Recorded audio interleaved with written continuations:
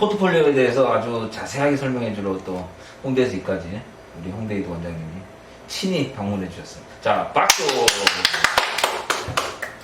요즘에 포트폴리오 하도 얘기를 해서 그래서 한번 또 준비를 해봤어요.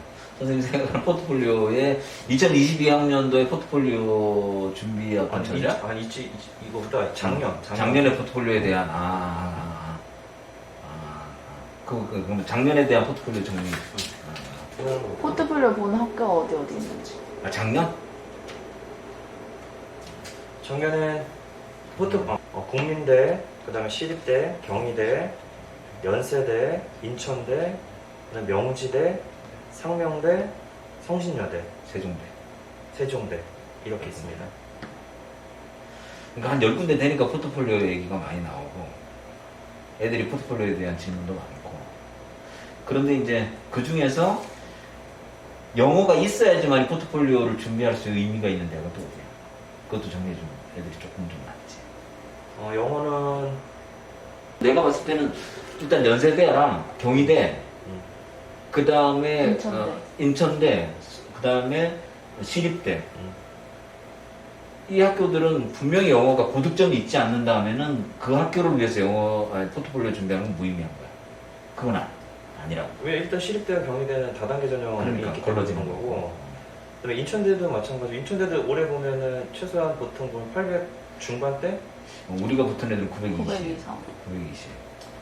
근데 이제 물론 빠지긴 하지만 인천대는 좀 돌지. 좀 돌긴 하긴 하지만, 그러면 이제 800대 중반에서 800대 초반까지도 이제 추가 합격을 통해서 바라볼 수 있는 게 이제 인천대 정도 되는 거고, 그러면 나머지 보면 뭐 성신여대라든지, 그러니까 아예 영어 없이 이제 포트폴리오가 의미가 있는 대학은 세종대, 성신여대, 그다음에 상명대, 명지대 정도. 그렇지.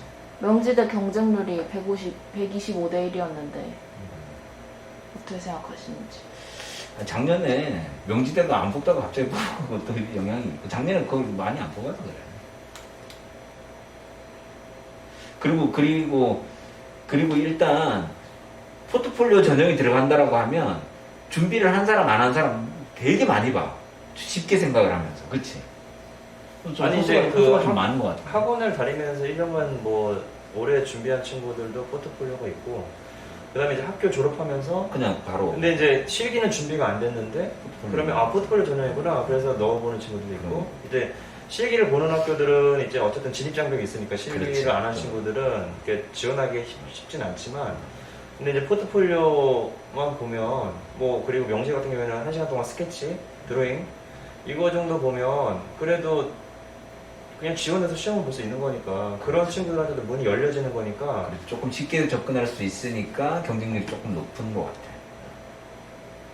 상명대 미 대표님에 대해서. 상명대는 원래는 실기시험 봤었지. 그러니까 상명대가 이제 천안에 과가 되게 많기로 유명한 대학인데, 근데 그 과별마다 이제 과마다 다 이제 그 학과에 맞는 그런 실기 전형으로 실기만 100으로 평가를 하다가, 작년에는 코로나라고 하는 특수한 상황 때문에, 감염 위험 때문에 이제 학교 당국에서는 위험 부담을 감소하기 위해서 이제 그 포트폴리오 전형을 전격 실시를 했지. 근데 이제 이게 사실상 한 번 이렇게 바뀌면 또 계속 이렇게 진행을 하는 거라서 올해도 포트폴리오 전형으로 발표를 했지.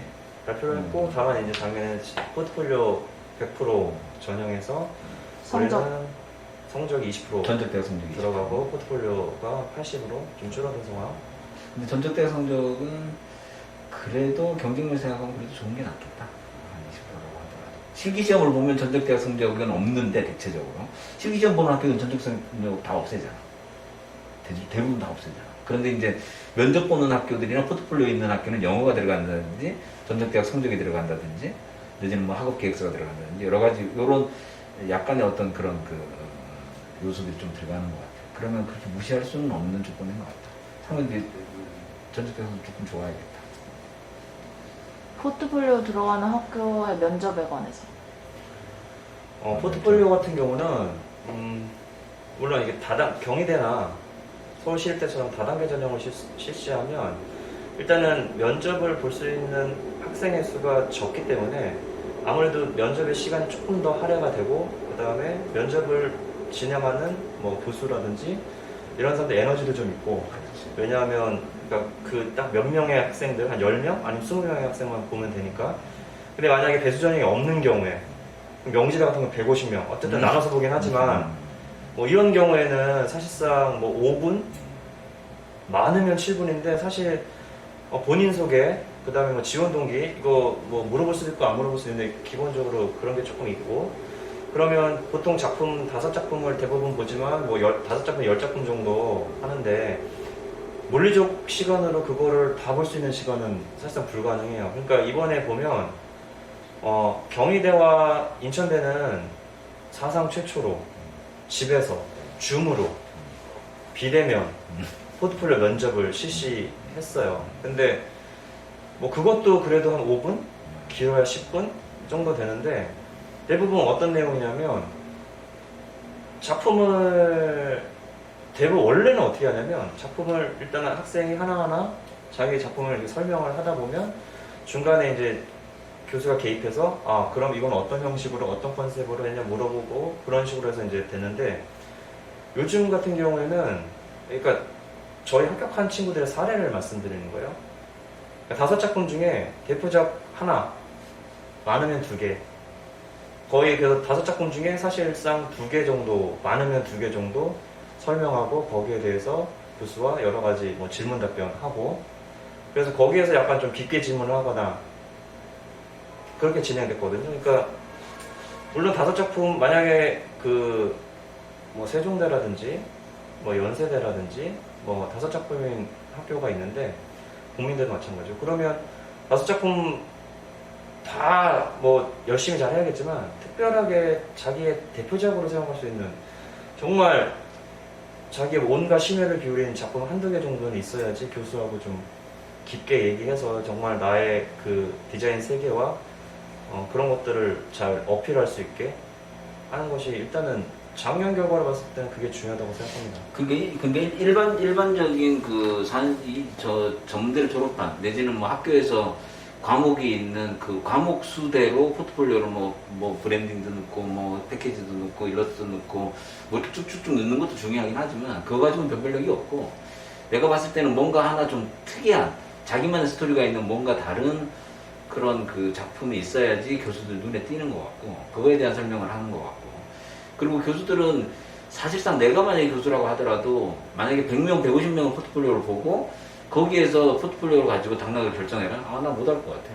그러니까 사실상 포트폴리오를 가지고 당락을 결정한다라고 하는 게 사실 그 사람한테는 엄청난 부담을 주는 거고 그리고 그게 사실 현장에서 한 게 아니기 때문에 그 진위에 대한 것들을 가려내기 위한 어떤 시스템이 맞춰져 있지 않는 한은 사실 한계가 있는 게 포트폴리오 심사다라고 판단을 하는 거지.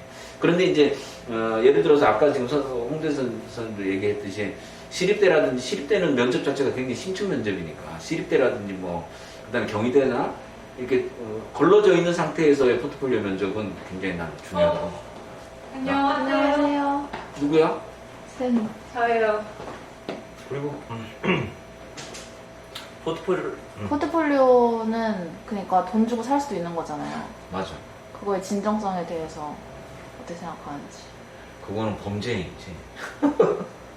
그런데 그 범죄를 가려낼 수 있는 시스템이 없다니까. 그러다 보니까 아예 그건 디폴트 상태로 놓고 보는 거야, 교수들도. 그래서 나는 이게 문제가 많은 것 같아. 그래서 그거를 안고 있기 때문에 교수들도 내가 만약 교수라면 난 그렇게 못할 것 같아. 그러니까 어떻게 하든지 얘가 했는지에 대해서 그거를 그래서 작품에 대한 설명을 하라고 그러는 거 아니겠어? 근데 그것도 한계가 있지. 사실 공정한 시간에 똑같은 시간에 와서 그려라. 그럼 그거는 거기서 부정행위가 있을 수 없는데 뭐 보이지 않는 곳에서 해서 제출해라. 뭐 부정행위 있을 수도 있잖아 사실. 그럼 포트폴리오가 뭐 어떻게 될 것 같은지, 뭐 전형이 더 나아질 것 같은지 아니면 좀 아니 근데 없어질 것 외국 같은지. 사례를 보면 포트폴리오는 많아. 다 포트폴리오 다 있어. 그런데 이제 그 포트폴리오가 사실 인터뷰라 그러는 인터뷰를 되게 오래 하거든. 그렇지 그거를 오래해서 걸러내지. 그래서 이제 그 작품에 대해서 분명히 그런 시스템들은 좀 정착이 될 거다. 그러니까 작년부터 코로나라고 하는 상황 때문에 성신여대라든지 내지는 상명대가 포트폴리오가 끼어들면서 사실 이게 이제 조금 더 이제 좀 구체화되면서 조금 더 이제 시스템화 되겠지.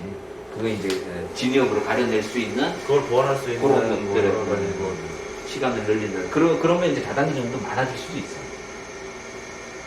왜냐하면 시간적으로 물리적으로 그거를 그 많은 학생들을 다 할 수가 없으니까. 여러 가지 방법들을 보완해 내겠지. 그래서 아무튼 올해 같은 경우에는 포트폴리오 준비에 대한 그것도 개인적인 전략이 좀 정확하게 좀 진행이 돼야 될 것 같아요. 영어 점수가 있는 사람의 포트폴리오 전략과 영어 점수가 없는 사람의 포트폴리오 전략과 그리고 비전공자의 포트폴리오 전략. 사실상 비전공자 같은 경우에는 그림을 그린 내용과 거리가 없는데 뭐 3D나 내지는 뭐 굉장히 그런 것들을 만약에 자기가 직접 할 수 있다고 하더라도 그걸 해가면 사실 교수를 의심할 수도 있거든. 사실 그게 진짜 웃기는 얘기가 뭐냐면 내 대학원 때 대학원에서 내가 그때는 대학원 시험이 그러니까 전공 자격 시험이 있고 그 다음에 외고 자격 시험이 있고 그 다음에 논문 심사 통과를 해야 되는데 전공 자격 시험에서 그 작품을 내라 그랬어. 그럼 작품을 내가 5개인가 6개를 했는데 씨발 안 믿는 거야. 네가 그린 게 아니라는 거야 나한테. 어떻게 나한테 그런 얘기를 해? 그러니까 그게 그런 현상이 있을 수 있어. 그러니까 너무 잘 그려도 안 믿는 것 같아. 그러니까 비전공자의 포트폴리오, 그 다음에 뭐 전공자의 포트폴리오, 그 다음에 영어 시험이 있는 그 대학의 포트폴리오 조금씩 좀 다르게 이렇게 접근할 필요가 있잖아. 그러니까 무턱대고 나 포트폴리오 해야지 뭐 이건 아닌 것 같아. 뭐든지 무턱대고 막 하는 건 아닌 것 같아. 남들 하니까 난 해야지. 좀 쉬울 것 같으니까 난 해야지 아닌 것 같아.